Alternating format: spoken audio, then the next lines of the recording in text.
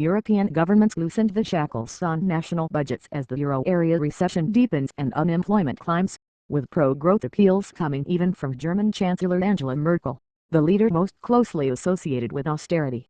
European Union leaders endorsed structural budgetary assessments, using code for granting countries such as France, Spain and Portugal extra time to bring down deficits.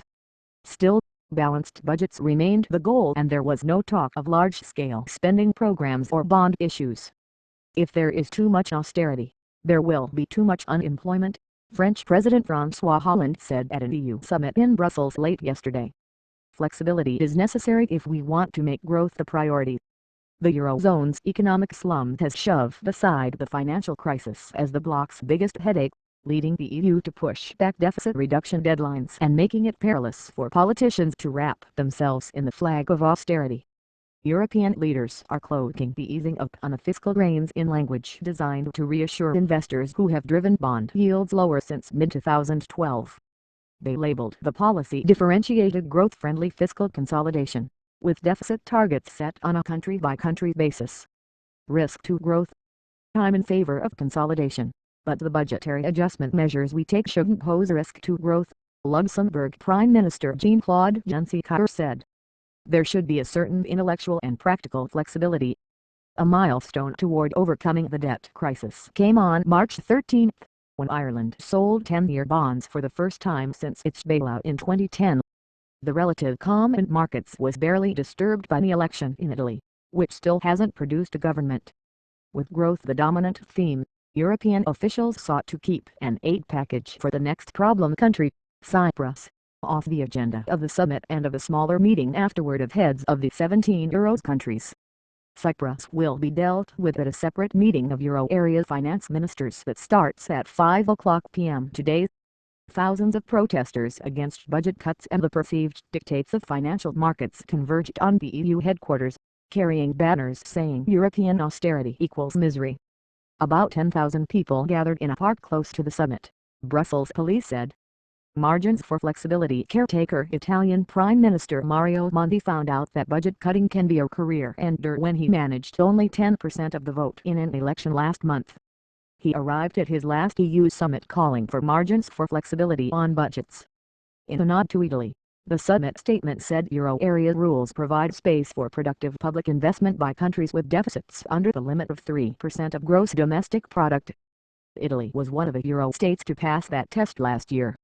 Merkel, running for a third term in September, came to Brussels determined to fight youth unemployment, now over 50% in Greece and Spain. The jobs priority eclipsed her routine message about eliminating deficits, something Germany managed to do last year. With the available money, we now have to find the best ways of giving younger people and also older people a chance, Merkel said. She said solid budgets go hand in hand with underpinning growth and bringing down unemployment.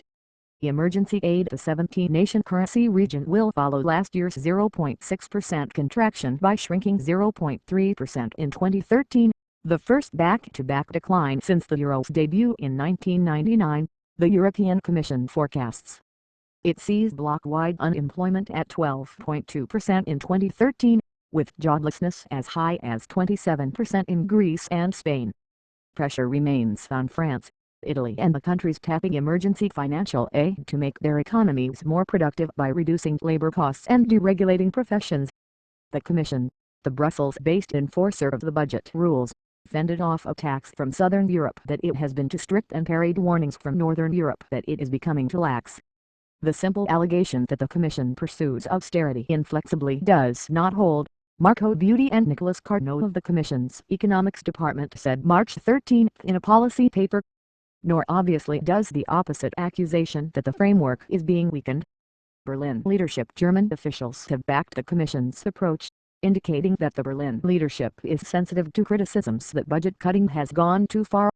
A pro-growth bias may even play to Merkel's advantage, enabling her to siphon votes away from the opposition Social Democrats, and potentially forge a coalition with them if dictated by the election outcome in September. Greece, Portugal and Spain were granted extra deficit reduction time last year with the permission of Germany and other governments. More extensions may come in the near future, the two Commission officials wrote. Portugal is set for another respite, the Commission's president, José Barroso, told Expresso newspaper last week.